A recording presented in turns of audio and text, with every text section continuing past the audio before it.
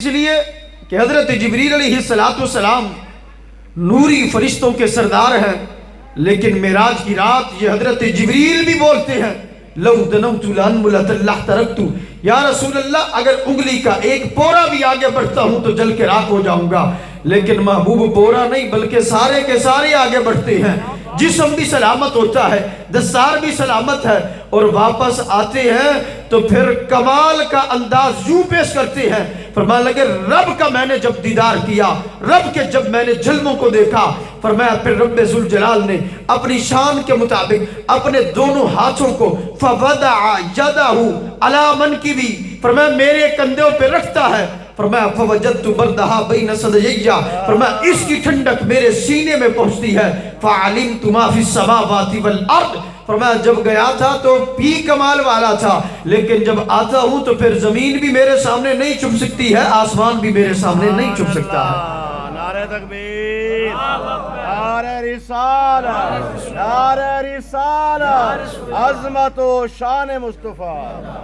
تو امام بیضاوی رحمت اللہ علیہ فرمان لگے خلیفہ اس لیے بھی بنایا جاتا ہے جب خلیفہ بنانے والا تھک جائے، خلیفہ اس لیے بھی بنایا جاتا ہے جب خلیفہ بنانے والے کو موت آئے، خلیفہ اس لیے بھی بنایا جاتا ہے کہ جب خلیفہ بنانے والا دور جائے۔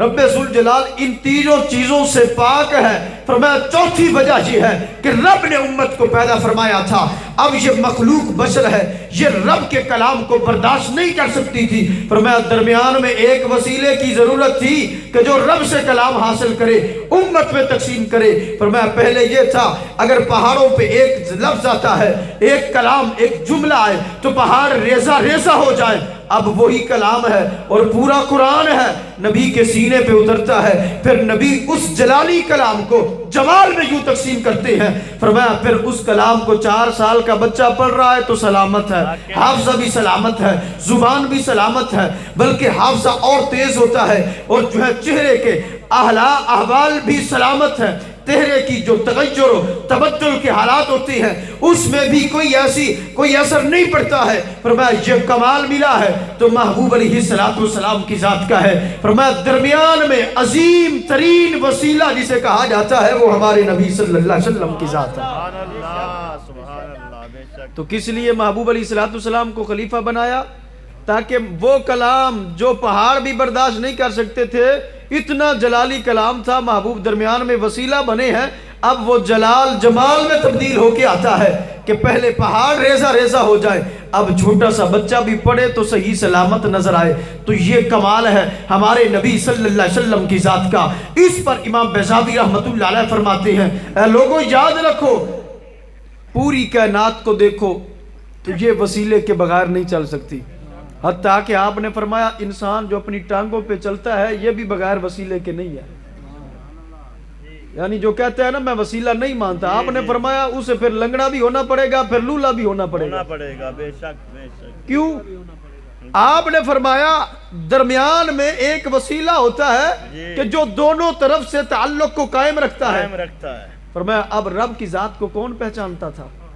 رب کی ذات کو اگر کوئی بندہ اس انداز میں تعارف حاصل کر سکتا ہے تو کوئی نظر ایسا نہیں آتا، درمیان میں وسیلہ ہے اللہ کے انبیاء کرام، بے شک۔ اسی طرح انسان اپنی ٹانگوں پہ چلتا ہے تو درمیان میں کوئی نہ کوئی وسیلہ ضرور ہے۔ مثال کے انداز میں حضرت امام بیضاوی رحمت اللہ علیہ نے اور شیخ زادہ دیگر جو ہے تفسیر بیضاوی کی جو شروعات ہیں اس کے اندر ایک مثال بیان کی گئی، فرمایا دیکھو انسان ہے نا یہ چلتا ہے، انسان کے جسم میں گوشت بھی ہے، انسان کے جسم میں ہڈی بھی ہے، انسان کے جسم میں کیا ہے؟ گوشت بھی ہے، ہڈی بھی ہے۔ اب گوشت وہ ہے جسے کھایا جا سکتا ہے جی، اور ہڈی وہ ہے جسے کھایا نہیں جا سکتا، لیکن فرمانا کہ درمیان میں وسیلہ بھی ہے جسے تم گوشت بھی کہتے ہو، جسے تم ہڈی بھی کہتے ہو جی۔ تو اس پر اطباء بحث کرتی ہے، فرمانا کہ وہ گوشت بھی ہڈی بھی وہ کیسی؟ کہنے لگے وہ مرکنی ہڈی، یعنی مرکنی ہڈی۔ سوال یہ ہے ایک تو گوشت ہے ایک ہے ہڈی، پھر درمیان میں یہ کیسی آ گئی جو مرکنی ہڈی ہے؟ تو اطباء کہتے ہیں اصل بات یہ ہے کہ گوشت سلامت تب رہ سکتا ہے جب یہ مرکنی ہڈی ہو، اور ہڈی بھی سلامت تب رہ سکتی ہے جب یہ مرکنی ہڈی ہو۔ فرمایا وجہ کیا ہے؟ کہیں گے اصل بات یہ ہے اگر گوشت اور ہڈی کو ملایا جائے تو گوشت تو لطیف ہے، اتنا نرم ہے گوشت، جی اور جو ہڈی ہے وہ بڑی سخت قسم کی ہے۔ اب گوشت اور ہڈی دونوں ملیں گے تو امام بیضاوی کہنے لگے اب گوشت گل جائے گا، ہڈی فائدہ نہیں حاصل کر سکے گی۔ جی اسی طرح امام بیضاوی نے کہا کہ مثال کے انداز میں آگ ہے اور پانی ہے، اب یہ دونوں کو ملایا جائے تو کوئی فائدہ حاصل نہیں کر فائدہ سکتے، نہیں حاصل، بے شک بے شک، لیکن اب فائدہ حاصل کرنا ہے آگ سے اور فائدہ حاصل کرنا ہے پانی سے۔ پانی سے امام بیضاوی نے کہا پھر درمیان میں وسیلہ لاؤ، وسیلہ آئے گا۔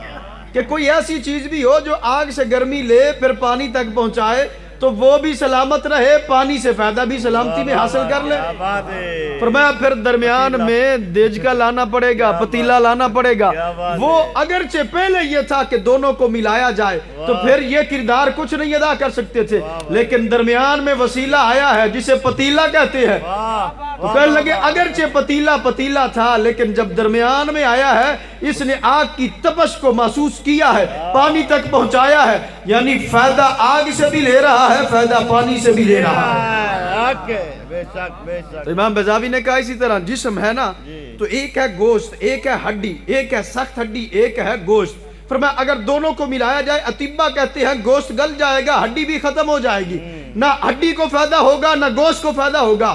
اب کیونکہ ہڈی برقرار تب رہتی ہے جب اس میں وہ خون والی طاقت، وہ گوشت والی طاقت پہنچے، اور گوشت والی طاقت تب پہنچے گی کہ درمیان میں ایک ایسی ہڈی ہو جسے کھایا بھی جائے، جسے ہڈی بھی کہا جائے۔ واہ واہ واہ، کیا یعنی بات مرکنی ہڈی ہے نا، اس میں خون کے بھی اثرات ہوتے ہیں اور اس میں ہڈی کے بھی اثرات ہوتے ہیں۔ فرمایا یہ ہڈی بھی کہلاتی ہے، یہ گوشت بھی کہلاتی ہے۔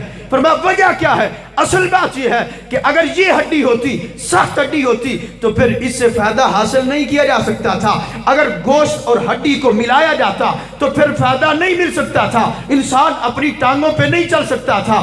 آج انسان کا وجود سلامت ہے، یہ انسان کی جو سخت ہڈی ہے یہ اپنا جو ہے وجود بڑھا رہی ہے، اپنا جسہ بڑھا رہی ہے، تو اس بنا پر بڑھا رہی ہے کہ گوشت جو ہے وہ مرکنی ہڈی میں اپنا اثر رکھتا ہے، پھر وہ مرکنی ہڈی آگے سخت ہڈی تک اپنا اثر پہنچاتی ہے۔ فرمایا اگر دونوں کو ملایا جاتا تو پھر انسان چل نہیں سکتا تھا، درمیان میں یہ مرکنی ہڈی آئی ہے، اس نے یہ کمال دکھایا ہے کہ اب انسان اپنے قدموں پہ چل رہا ہے۔ فرمایا اسی طرح انسان چلتا ہے تو درمیان میں وسیلہ ہے کہ یہ مرکنی ہڈی جو ہے گوشت سے قوت حاصل کرتی ہے، پھر آگے سخت ہڈی تک پہنچاتی ہے۔ اسی طرح آگ ہے اور پانی ہے، ان دونوں کو ملایا جائے تو کوئی فائدہ نہیں مل سکتا ہے۔ فرمایا جب درمیان میں دیجکا آتا ہے یہ گرمی حاصل کرتا ہے، پانی تک پہنچاتا ہے، پھر پانی بھی گرم بندہ پاتا ہے۔ فرمایا یہ تب ملتا ہے درمیان میں جب قریب ترین وسیلہ ہوتا ہے، وہ قریب ترین وسیلہ دیجکے کا ہے، وہ پتیلے کا ہے۔ فرمایا بلا تشبیہ و تمثیل اگر چاہتے ہو کہ پوری کائنات سلامت ہے، پھر سمجھ نہیں آتا یہ کیسے سلامت ہے۔ فرمایا امام بیضاوی کہنے لگے، فرمایا پوری کائنات سلامت ہے تو یہ پیارے نبی صلی اللہ علیہ وسلم کے میلاد کا صدقہ ہے۔ کیا بات کیا بات، بہت میں اگر ایک کلام ایک رب ذوالجلال جو فرماتا ہے، فرمایا میرا کلام پہاڑوں پہ آئے تو ریزہ ریزہ ہو جائے۔ جی جی، اب پہاڑ بڑا ہے یا انسان؟ انسان نہیں، ان پہاڑ بڑا ہے، ظاہری سی بات ہے، پہاڑ بڑا، پہاڑ زیادہ قوت والا ہے، انسان اتنی قوت والا نہیں ہے۔ جب ایک جملہ پہاڑ پہ آئے تو وہ ریزہ ریزہ ہو جائے۔ ریزہ ہو جائے۔ لیکن اب کیا ہے کہ وہ ایک جملہ نہیں، سارا قرآن ہے، اور 4 سال کا بچہ ہے، وہ پڑھ رہا ہے، سلامت ہے، زبان بھی سلامت ہے، چہرہ بھی سلامت ہے۔ کیا بات ہے، کیا بات، وجہ کیا ہے؟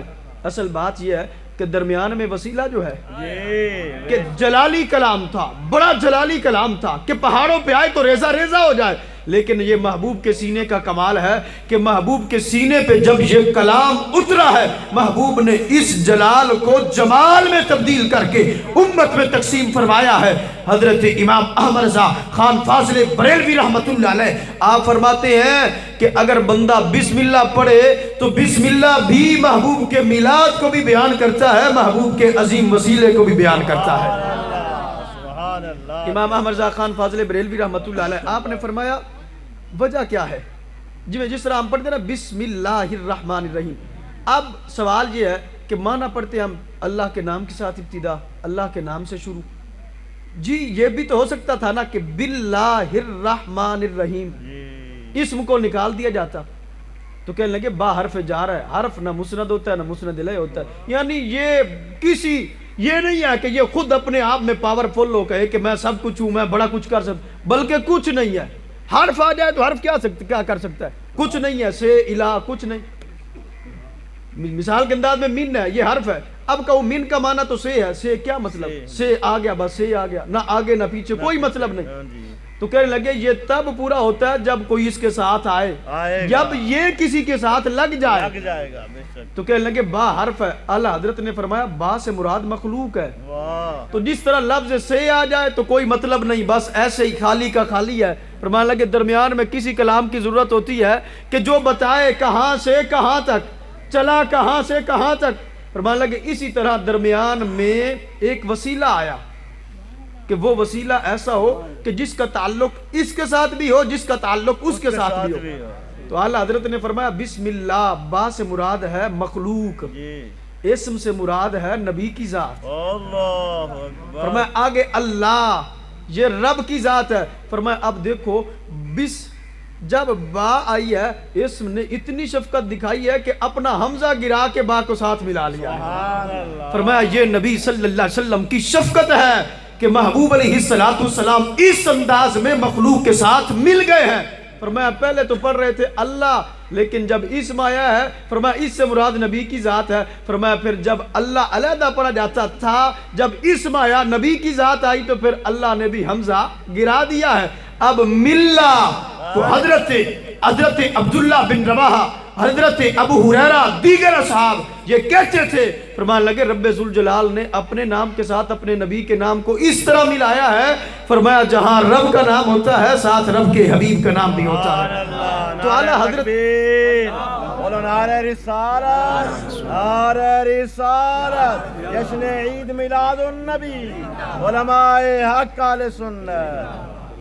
اب دیکھو نا، یہ دیکھو کہ اب اسم ہے نا، تو اعلیٰ حضرت نے فرمایا اسم کا تعلق مخلوق کے ساتھ بھی ہے، اللہ کے ساتھ بھی ہے۔ جس طرح مثال کے انداز میں آپ میں سے کوئی بندہ کہہ دے نا آپ کا اسم مبارک کیا ہے، تو اسم کا مطلب کیا ہے؟ نام۔ بھئی آپ کا نام کیا ہے؟ اب یہ لفظ اسم آپ کے لیے بھی بولا گیا اور یہ بھی بولا رب کا نام کیا ہے، رب کا نام کون سا ہے؟ تو ہم کہتے ہیں رب کا نام کیسا ہے؟ ہم بولتے ہیں اسم اللہ محبوب، اللہ کا نام کیا ہے؟ بڑا پسندیدہ ہے، اللہ کا نام بڑا پیارا ہے۔ اب دیکھو لفظ اسم بندے کے لیے بھی بولا گیا ہے، اسم رب کے لیے بھی بولا گیا ہے۔ فرمایا یہی وجہ ہے کہ درمیان میں ایسی ذات کو لائے ہیں کہ جس کا تعلق بندوں کے ساتھ بھی ہو، جس کا تعلق رب کی ذات کے ساتھ بھی ہو۔ فرمایا اسی اعلیٰ حضرت نے فرمایا جو بندہ بسم اللہ پڑھتا ہے، بسم اللہ مکمل نہیں صرف اتنا پڑھتا ہے، فرمایا گویا وہ نبی کا میلاد بھی منا لیتا ہے، نبی کے وسیلے کو بھی ظاہر کر لیتا ہے۔ نعرہ تکبیر، نعرہ رسالت، نعرہ تحقیق، نعرہ حیدری، عشق محبت، عشق محبت، عشق محبت، عشق محبت، تاجدار ختم نبوت، علماء حق اہل سنت۔ اعلیٰ حضرت امام احمد رضا خان فاضل بریلوی نے بسم اللہ، آپ سے پوچھا گیا نا قرآن میں دکھائیں کہاں لکھا ہے میلاد النبی، کہاں لکھا ہے نبی کا وسیلہ؟ آپ نے فرمایا جو بندہ عقل مند ہے، سمجھدار ہے، جس کے دل میں تھوڑی سی بھی ایمان کی غیرت ہے، فرمایا وہ جب بسم اللہ پڑھتا ہے نا نبی کا میلاد بھی منا لیتا ہے، نبی کا وسیلہ بھی مان لیتا ہے۔ فرمایا با سے مراد مخلوق ہے، اسم سے مراد نبی کی ذات ہے، فرمایا اللہ سے مراد رب کی ذات ہے۔ فرمایا اب مخلوق اکیلی تھی، اب یہ باللہ پڑھے تو کوئی مطلب نہیں بنتا تھا۔ فرمایا درمیان میں نبی کی ذات آئی ہے کہ جو ادھر مخلوق سے ملے ہوئے ہیں ادھر رب کی ذات سے ملے ہوئے ہیں۔ فرمایا یہ مخلوق جب نبی کی ذات کے ساتھ ملی ہے، فرمایا نبی نے ساری مخلوق کو رب کے دربار میں کھڑا کر دیا ہے۔ اس لیے رب ذوالجلال نے فرمایا انی جاعل فی الارض خلیفہ، کہ میں خلیفہ بنانے والا ہوں، کہ ٹھیک ہے میں دور نہیں جاتا، ٹھیک ہے مجھے موت نہیں آتی، ٹھیک ہے میں ان چیزوں سے پاک ہوں، لیکن مخلوق ہے انہیں پتہ نہیں ہے، لیکن جو میں خلیفہ بنا رہا ہوں جو ان کے در پہ آئے گا یوں سمجھو وہ میرے در پہ کھڑا ہو جائے گا۔ جس طرح کہ صحابہ کرام رضوان اللہ علیہم اجمعین کہ دیکھو گناہ معاف کرتا ہے کون کرتا ہے؟ رب کرتا ہے۔ جنت کون دیتا ہے؟ رب دیتا ہے۔ ساری چیزوں کا اختیار کس کے پاس ہے؟ رب کے پاس ہے۔ لیکن رب فرماتا ہے یہ ساری کی ساری شانیں میں نے اپنے نبی کو بھی عطا فرمائی ہیں۔ جس طرح کہ صحابہ کرام رضوان اللہ علیہم اجمعین کہتے ہیں ایک وفد آیا، ایک گروہ آیا، آ کر اسلام قبول کیا۔ اسلام جب قبول کرتا ہے تو ان کے ساتھ ایک بچہ بھی تھا. وہ بچہ کہتا ہے کہ جاؤ تم کلمہ پڑھ کے آؤ, میں بعد میں جاؤں گا, اکیلا جا کر پڑھوں گا. سبحان اللہ. تو یہ جب گروہ اسلام قبول کرنے کے بعد واپس جب آتا ہے, وہ بچہ کہتا ہے اب تم ٹھہرو, میں جاتا ہوں اپنے انداز میں کلمہ پڑھ کے آؤں گا. صحابہ کہتے ہیں ہم نے دیکھا وہ پہلا جو گروہ تھا وہ کلمہ پڑھ کے جب جا رہا تھا, یہ بچہ آ رہا تھا, باقیوں کا انداز یہ تھا, یہ پیچھے ہو کے بیٹھ گئے تھے نبی کی بارگاہ میں. کہنے لگے یہ بچہ آیا ہے تو یہ بیٹھا نہیں ہے بلکہ نبی کو اس جگہ سے پکڑ لیا ہے, اس طرح یعنی مضبوطی سے دامن کو تھام لیا ہے, اس جگہ سے پکڑ رہا تھا جہاں پہ تہ بند باندھا جاتا ہے. صحابہ کہتے ہیں کہنے لگے یہاں سے نبی کو پکڑتا ہے, یعنی بڑے پیار سے, جس طرح آپ بھی دیکھتے ہیں کہ چھوٹے بچے آپ کے ساتھ پیار کرنے والے ہوں تو یہاں سے آ کر جو ہے آپ کو پکڑ لیتے ہیں, آپ کے جسم کے ساتھ مس ہو جاتے ہیں. فرمانے لگے اس طرح اس نے آیا ہے, آ کر پکڑ لیا اور کہتا ہے یا رسول اللہ استجیرک من النار, یا رسول اللہ مجھے جہنم کی آگ سے بچا لیجئے. صحابہ کرام رضوان اللہ علیہم اجمعین کہتے ہیں کہ تم یہ پیچھے کھڑے ہو کر بھی تو کہہ سکتے ہو, لیکن تو نے یہاں کیوں پکڑا, چھوڑ نبی کو. وہ کہتے ہیں والذی نفسی بیدی لا اترکو حتی سجیرنی من النار, خدا کی قسم ہے میں اس وقت تک نبی کو نہیں چھوڑوں گا جہاں تک کہ میرے نبی کہہ دے جا میں نے تجھے جہنم کی آگ سے بری کر دیا ہے. سبحان اللہ, سبحان اللہ. کیا تو کہنے لگے جب صحابہ کرام رضوان اللہ علیہم اجمعین بار بار کہہ رہے ہیں پیچھے آ جاؤ پیچھے آ جاؤ, وہ کہتا ہے میں نہیں چھوڑوں گا نہیں چھوڑوں گا. صحابہ کہتے ہیں ہم دیکھ رہے تھے جبریل آ رہے تھے محبوب کی بارگاہ میں, یہ عرض کر رہے تھے یا رسول اللہ, جب یہ آپ کے دامن سے وابستہ ہوا تھا, جب اس نے آپ کے جسم مبارک کو چھوا تھا, فرمایا رب ذوالجلال نے اس وقت ہی اس پہ جہنم کی آگ کو حرام کر دیا تھا. فرمایا اب رب چاہتا ہے میرے نبی کی زبان سے یہ اسے سرن ملے. فرمایا اے حبیب آپ انہیں فرما دیں کہ جا میں نے تجھے جہنم کی آگ سے بری کر دیا ہے. اب یہ تھا کہ یہ سند کیسے مل سکتی تھی, درمیان میں وسیلہ بنے ہیں تو ہمارے نبی صلی اللہ علیہ وسلم کی ذات ہے. اور یاد رکھو یہ گھڑنتو قسم کا عقیدہ نہیں ہے بلکہ یہ وہ ہے جو صحابہ نے پڑھا ہے اور نبی کے دربار میں بیان کیا ہے اور نبی علیہ السلام نے تصدیق فرمائی ہے. حضرت سواد بن کعب رضی اللہ تعالی عنہ, حضرت سواد بن کعب رضی اللہ تعالیٰ عنہ کہتے ہیں جب مجھے خبر ملی کہ نبی علیہ السلام نے اعلان نبوت فرمایا ہے, میں جاؤں کلمہ پڑھوں نبی کے قدموں میں قربان ہو جاؤں. کہنے لگے ہر کوئی جب اپنے پیاروں سے ملنے جاتا ہے تحفے لے کے جاتا ہے, محبت بھری اشیائیں لے کے جاتا ہے. پوچھا گیا تم کیا لے کے گئے؟ کہنے لگے جب اسلام قبول کرنے کا ارادہ کیا میں نے کہا اسلام قبول کرنے جاؤں گا تو سب سے پہلے نبی کی شان میں نعت لکھتا ہوں, نبی کی شان بیان کرتا ہوں, قصیدہ لکھتا ہوں. کہنے لگے ارادہ کیا کیا؟ جب جاؤں گا اسلام قبول کروں گا نبی کی بارگاہ میں حاضر ہوں گا, محبوب کے قدموں میں بیٹھوں گا, عرض کروں گا یا رسول اللہ ارادہ لے کے آیا تھا, جب گھر میں تھا آپ کی محبت دل میں پیدا ہوئی تھی تو اس وقت میں نے آپ کی شان میں نعت لکھی تھی, اب آپ کی بارگاہ میں نعت سنانا چاہتا ہوں. حضرت سواد کہتے ہیں میں چلا, جب مدینہ پہنچا ابھی بتانا تھا ابھی سنانا تھا, لیکن جب محبوب کی نظر میرے اوپر پڑتی ہے تو محبوب دیکھتے ہی فرماتے ہیں اے میرے صحابہ یہ سواد گھر سے نکلے ہیں, انہوں نے میری شان میں نعت لکھی ہے. سبحان اللہ, سبحان اللہ. انہوں نے میری شان میں کیا ہے نعت نعت لکھی ہے. آج ہم کہتے ہیں نا کہ سنا ہے آپ ہر عاشق کے گھر تشریف لاتے ہیں, میرے گھر میں بھی ہو چراغا یا رسول اللہ, تو اعتراض ہی ہوتا ہے سنا ہے ایسا عقیدہ رکھتے ہو. ہم کہتے ہیں یہ اتنا کمال کا عقیدہ ہے, جب صحابہ نبی کی بارگاہ میں حاضر ہوتے تھے تو نبی خود تصدیق فرمایا کرتے تھے. آج ہم کہتے ہیں نا یہاں میلاد ہم یہاں مناتے ہیں, محبوب وہاں دیکھتے بھی ہیں, محبوب جانتے بھی ہیں کون عاشق آیا ہے, کون کس انداز میں بیٹھا ہے, کس کا دل کس انداز میں ہے, کس کے چہرے پہ مسکراہٹ سی ہے, کس کا چہرہ مرجھایا ہوا ہے, کون خوش ہو رہا ہے, کون محبت کا اظہار کر رہا ہے. تو اعتراض ہوتا ہے کہ نبی تو وہاں ہے, یہاں کیسے دیکھ سکتے ہیں؟ حضرت سواد بن کعب کہتے ہیں جب میں نبی کے دربار میں پہنچا ہوں, جب نبی علیہ السلام نے میرے طرف دیکھا ہے, فرمایا ہے اے میرے صحابہ یہ سواد جب گھر سے نکلے تھے گھر میں بیٹھے تھے تو میری شان میں نعت لکھ رہے تھے. حضرت سواد کہتی ہیں میں نعت گھر میں لکھ رہا تھا پر میرا سینہ بھی نبی کے سامنے تھا, میرا حال بھی نبی کے سامنے تھا, میرا گھر بھی نبی کے سامنے تھا, میری کیفیات بھی نبی کے سامنے تھی. فرمانے لگے میں وہاں لکھ کے آیا تھا, میرے نبی نے جہاں بتایا ہے. حضرت سواد نے جب یہ عقیدہ دیکھا, یہ نظریہ دیکھا, ان محبتوں بھرے لمحات کو دیکھا, حضرت سواد بن کعب کہتے ہیں اس وقت میں نے نعرہ لگا دیا, فرمایا نبی کی یہ شان ہے انک مأمون علی کل غائبی. فرمایا یہ نبی جہاں بھی ہو, چاہے دیوار کی خبر ہو, چاہے پہاڑ کی خبر ہو, چاہے مکان کی خبر ہو, چاہے دور کی خبر ہو, چاہے نزدیک کی خبر ہو, چاہے جنت کے احوال ہو, چاہے دوزخ کے احوال ہو, چاہے پہلے آسمان کی خبر ہو، چاہے دوسرے آسمان کی خبر ہو، چاہے تیسرے آسمان کی خبر ہو، چاہے دل میں پیدا ہونے والا خیال ہو، چاہے عاشق کی مجلس ہو، چاہے عاشق کا محفل میلاد ہو، فرمایا نبی کی یہ شان ہے، نبی ہر ذرے کو بھی جانتے ہیں، نبی ہر پتے کو بھی جانتے ہیں۔ سبحان اللہ زندہ باد۔ فرمایا وَأَنَّكَ مَأْمُونٌ عَلَىٰ كُلِّ غَائِبٍ، فرمایا یہ نبی آئے ہیں اتنا نہیں اتنا نہیں اتنا بلکہ کل کا کل غیب جاننے والے نبی بن کے آئے ہیں۔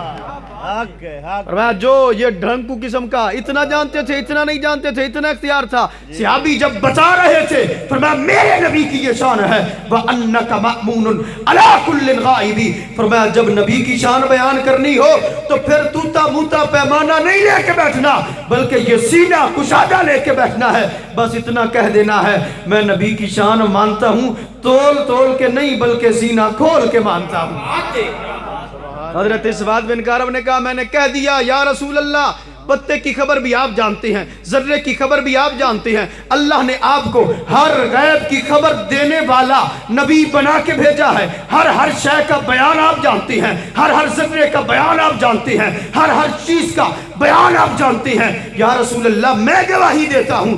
آگے کہنے لگے وہ وَإِذْ قَالَ رَبُّكَ لِلْمَلَائِكَةِ إِنِّي جَاعِلٌ فِي الْأَرْضِ خَلِيفَةً، کہنے لگے یا رسول اللہ وَأَنَّكَ أَدْنَى الْمُرْسَلِينَ وَسِيلَةً إِلَى اللَّهِ، یا رسول اللہ آپ رب کے دربار میں قریب ترین وسیلہ ہو۔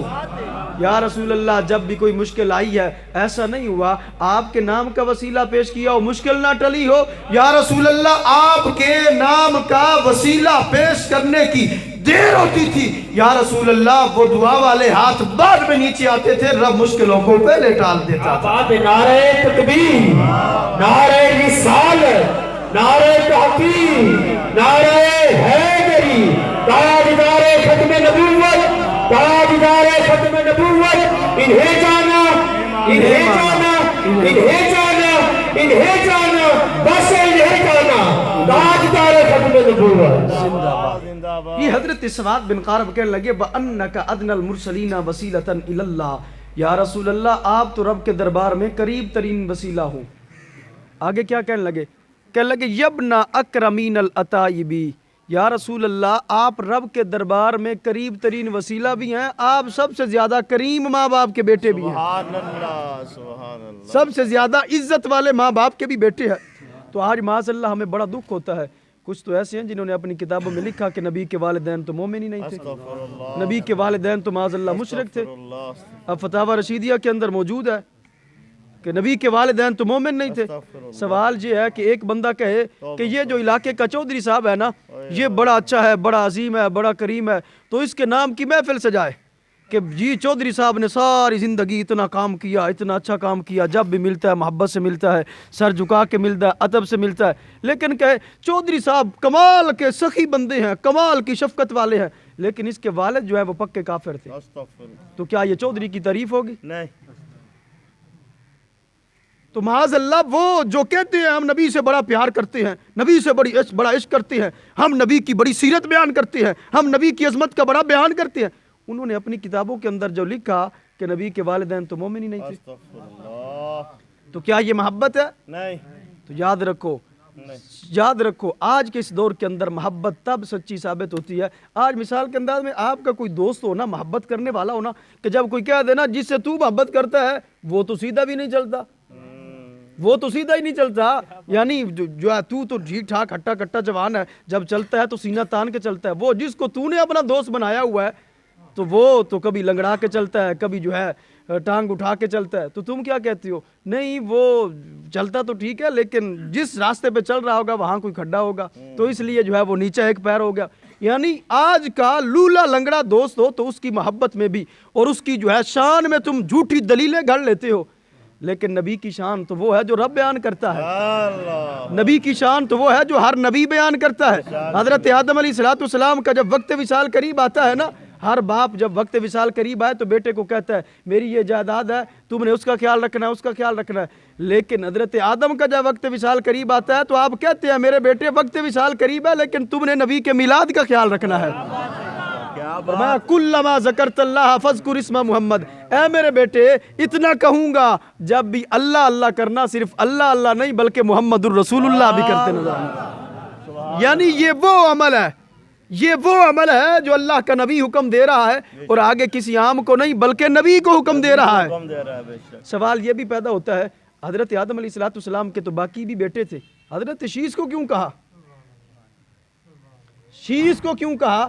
اصل بات یہ ہے کہ آدم بھی نبی ہے، شیس بھی نبی ہے، تو یاد رکھو نبی کام ہی وہ کرتا ہے جو رب کی رضا والا ہو، یعنی نبی کبھی غلطی نہیں کر سکتا، نبی کبھی ایسا کام نہیں کرتا جو رب کو ناراض کرنے والا ہو، نبی کبھی ایسا کام نہیں کرتا جو رب کی رضا پر نہ ہو، بلکہ نبی کام ہی وہ کرتا ہے جو جس بات پہ رب بھی راضی ہوتا ہے، رب ذوالجلال کا حکم بھی ہوتا ہے۔ تو گویا حضرت آدم نے جو حکم دیا، حضرت آدم نے جس کو حکم دیا، حضرت آدم کہتے ہیں تم نے نبی کا بھی ذکر کرنا ہے، آگے حضرت شیس کہتے ہیں ٹھیک ہے، تو لہٰذا حضرت شیس مان رہے ہیں، حضرت آدم حکم دے رہے ہیں، تو اب دونوں جو کام کر رہے ہیں اسے نبی کا میلاد کہتے ہیں، کیونکہ نبی علیہ السلام کا نام کیا ہے؟ محمد۔ علماء نے کہا جس طرح تم کہتے ہو نا الحمدللہ، الحمدللہ کہنے سے کس کی تعریف ہوتی ہے؟ اللہ کی۔ فرمایا جب تم محمد کہتے ہو یہ کہنے سے بھی نبی کی تعریف ہو جاتی ہے، اور میلاد میں ہوتا ہی کیا ہے؟ نبی کی تعریف کا بیان ہوتا ہے، نبی کی تعریفیں ہوتی ہے۔ تو گویا آسان لفظوں میں یہ ہے حضرت آدم کہہ رہے تھے بیٹے نبی کا میلاد منانا، آگے بیٹے کہہ رہے تھے ٹھیک ہے آپ کو رب نے حکم دیا ہے تو مجھے بھی رب نے حکم دیا ہے، میں منا کے دکھاؤں گا۔ تو یہ اتنا عظیم عمل ہے جس کا حکم اللہ کے انبیاء نے بھی دیا ہے، اللہ کے نبیوں نے بھی کیا ہے۔ آج کہتے ہیں کیا صحابہ نے میلاد منایا تھا؟ ہم کہتے ہیں صحابہ کی بڑی شان ہے، لیکن جو ان سے بڑی شان والے ہیں وہ بھی نہیں رک سکے، وہ بھی میلاد مناتے نظر آئے ہیں، وہ بھی نبی کے گن گاتے نظر آئے ہیں، وہ بھی نبی کی ختم نبوت کا نعرہ لگاتے نظر آئے ہیں۔ تو آج سنی لگاتا ہے تو یہ وہ جذبہ ہے جو صحابہ نے بھی دیا ہے، انبیاء کرام نے بھی دیا ہے۔ رب ذوالجلال کی بارگاہ میں دعا ہے رب ذوالجلال ہماری چند منٹ کی حاضری قبول فرمائے۔ وما علینا الا البلاغ۔